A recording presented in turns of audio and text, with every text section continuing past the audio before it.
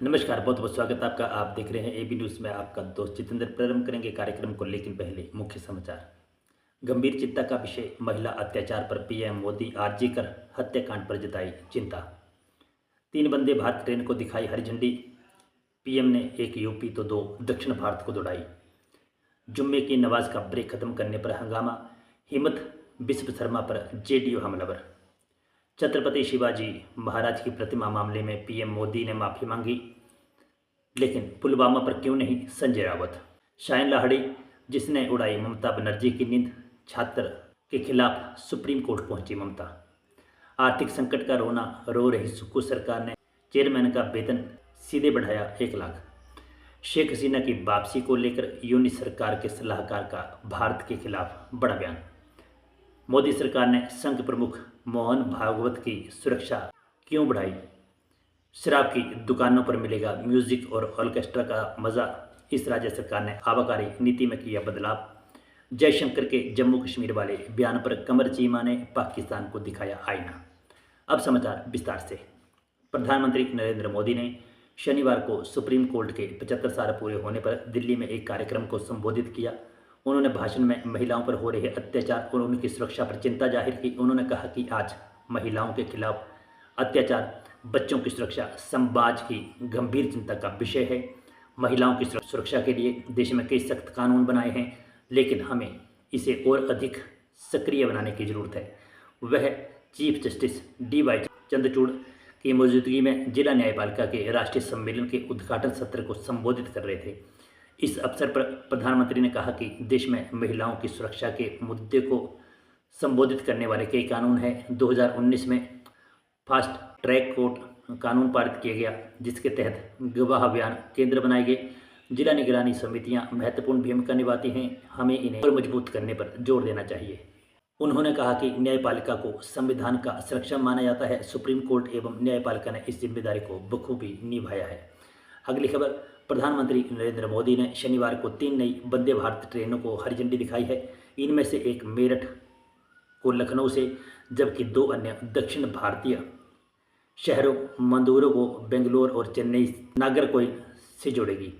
मोदी ने हरी झंडी दिखाने के कार्यक्रम को वीडियो कॉन्फ्रेंस के जरिए संबोधित किया और कहा कि 2047 तक भारत को विकसित बनाने का लक्ष्य हासिल करने के लिए दक्षिणी राज्यों को तेजी से विकास की पटड़ी पर लाना होगा।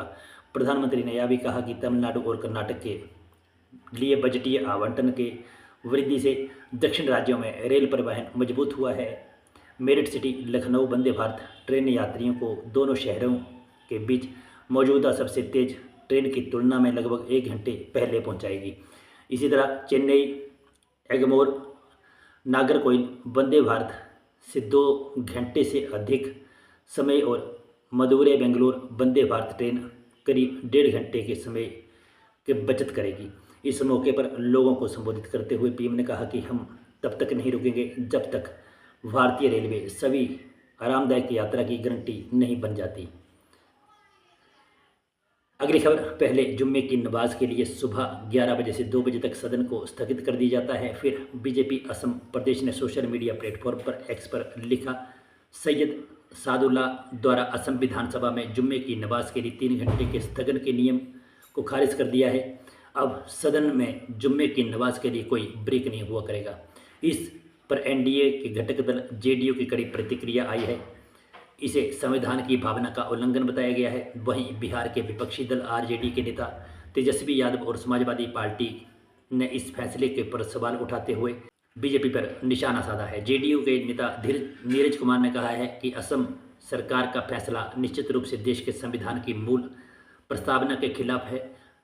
हर एक को अपनी धार्मिक मान्यताएं और परंपराएं जीवंत रखने का अधिकार है। उन्होंने कहा कि असम में कामाख्या मंदिर में हर दिन बलि होती है, इस पर प्रतिबंध क्यों नहीं। उधर आरजेडी के नेता और बिहार के पूर्व उप मुख्यमंत्री तेजस्वी यादव ने कहा कि असम के मुख्यमंत्री सस्ती लोकप्रियता हासिल करने के लिए ऐसा करते हैं। वहीं सपा नेता ST हसन ने कहा कि हेमंत बिस्व शर्मा जब भी बोलते हैं वे जहर घोलते हैं, विष घोलते हैं, समाज के लिए खतरा पैदा करते हैं और मुस्लिम विरोधी निगाहें उनकी सियासत पर टिकी हुई हैं। अगली खबर, प्रधानमंत्री नरेंद्र मोदी ने सिंधुदुर्ग में छत्रपति शिवाजी महाराज की प्रतिमा ढहने की घटना पर माफ़ी मांगी है। इस पर शिवसेना के नेता संजय राउत की प्रतिक्रिया आई है। उन्होंने कहा कि पीएम मोदी ने राजनीतिक माफ़ी मांगी है। माफ़ी मांगने से शिवाजी के अपमान की भरपाई नहीं होगी। पुलवामा हमले के लिए भी पीएम मोदी को माफ़ी मांगनी चाहिए। संजय राउत ने कहा कि माफ़ी मांगे छूट जाएंगे, यही है उनका। अगर सच्चे मन से पीएम माफ़ी मांगते तो 5 साल पहले 40 जवानों की हत्या हुई थी, देश दुखी हुआ था। उस वक्त देश से माफ़ी मांगनी चाहिए थी। जम्मू कश्मीर में जिस तरह से यह घटनाएं हुई हैं, कश्मीरी पंडितों की घर वापसी का वादा पूरा नहीं हुआ है, आपने इतना झूठ बोला है, तो आपको हर दिन से माफ़ी मांगनी होगी।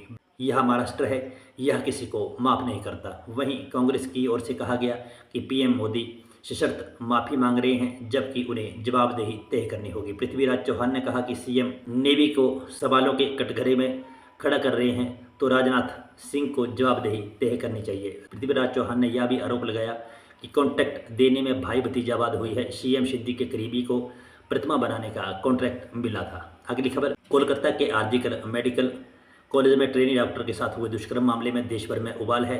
लोग आरोपी की कड़ी से कड़ी सजा देने की मांग कर रहे हैं। इस मामले को लेकर कई छात्र संगठन ममता सरकार के खिलाफ प्रदर्शन कर रहे हैं। कुछ दिनों पहले इस घटना को लेकर कोलकाता से नवन्ना मार्च निकाला गया।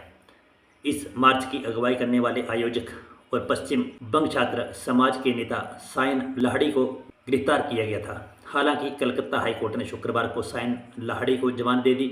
वहीं उच्च न्यायालय के फैसले के खिलाफ ममता बनर्जी ने सुप्रीम कोर्ट का दरवाजा खटखटाया है। छात्रों की अगुवाई करने वाले सायन पश्चिम बंगाल स्टूडेंट सोसाइटी के सदस्य हैं।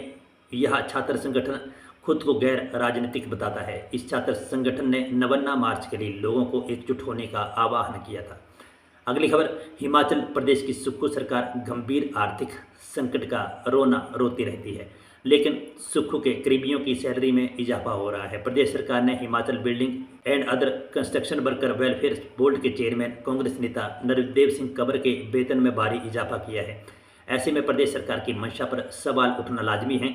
जानकारी के अनुसार हिमाचल प्रदेश की विधानसभा के मानसून सत्र में सीएम ने आर्थिक संकट का जिक्र किया, फिर बाद में एक नोटिफिकेशन सामने आई।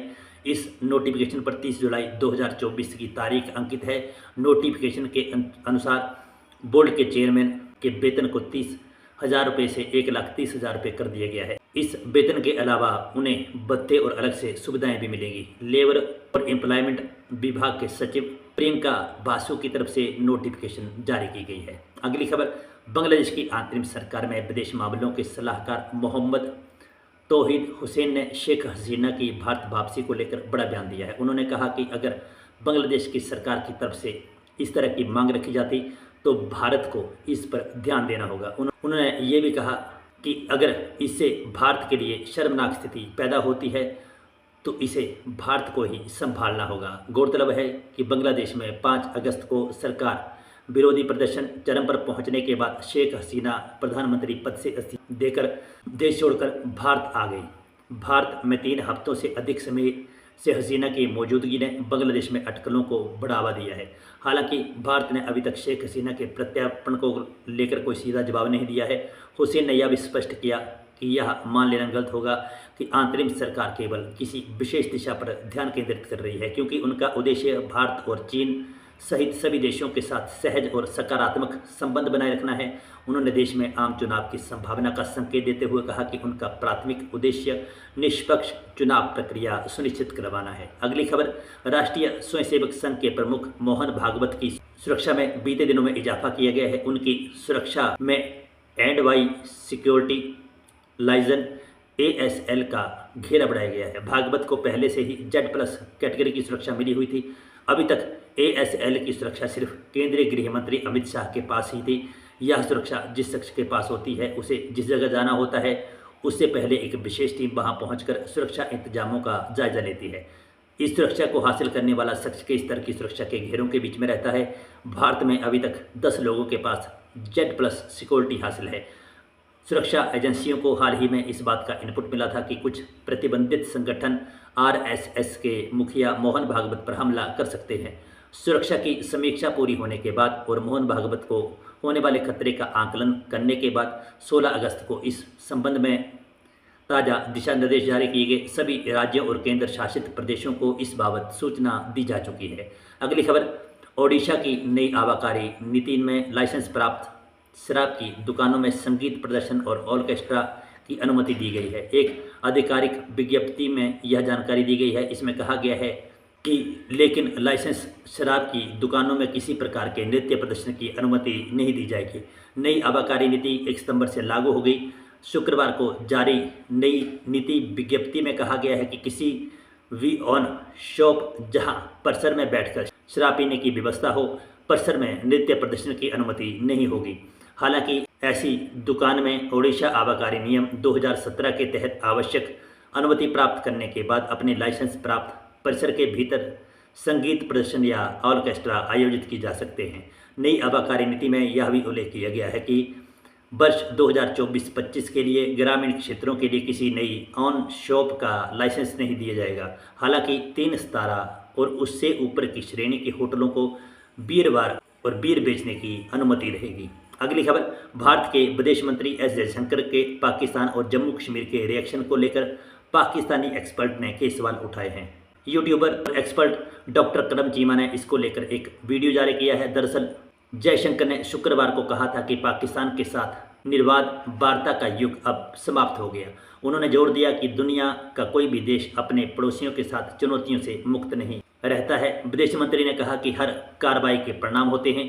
जम्मू कश्मीर के सवाल पर उन्होंने कहा कि मुझे लगता है कि अनुच्छेद 370 खत्म हो चुका है, इसलिए अब मुद्दा है कि हम पाकिस्तान के साथ किस तरह के रिश्ते पर विचार कर सकते हैं। डॉक्टर करम चीमा ने जयशंकर के बयान को दोहराकर कहा कि ऐसे बयानों और स्थिति के बाद भी पाकिस्तान कुछ नहीं बोल पा रहा। मैं इससे बहुत परेशान हूँ। इंडिया लगातार पाकिस्तान को आतंकवाद कहता है, फिर भी पाक कुछ नहीं बोलता है। इसीलिए ये सारी चीज़ें पाकिस्तान के सरकार को समझनी चाहिए। ऐसे में पाकिस्तान के पास 2 ही ऑप्शन है, या तो इतने ताकतवर हो जाओ जिससे भारत की मजबूरी बन जाए, या फिर सिर छुपा लो। तो बंधुओं, ये थे आज के कुछ अहम समाचार जो हमने आपके साथ साझा की। खबरें पसंद आई हो तो लाइक और शेयर करें। जो दोस्त हमारे साथ नहीं जुड़े हैं वे हमारे यूट्यूब और फेसबुक पेज को लाइक और फॉलो भी अवश्य करें। इन शब्दों के साथ फिलहाल के लिए बस इतना ही। बने रहें एबी न्यूज़ के साथ। जय हिंद, जय भारत, जय हिमाचल।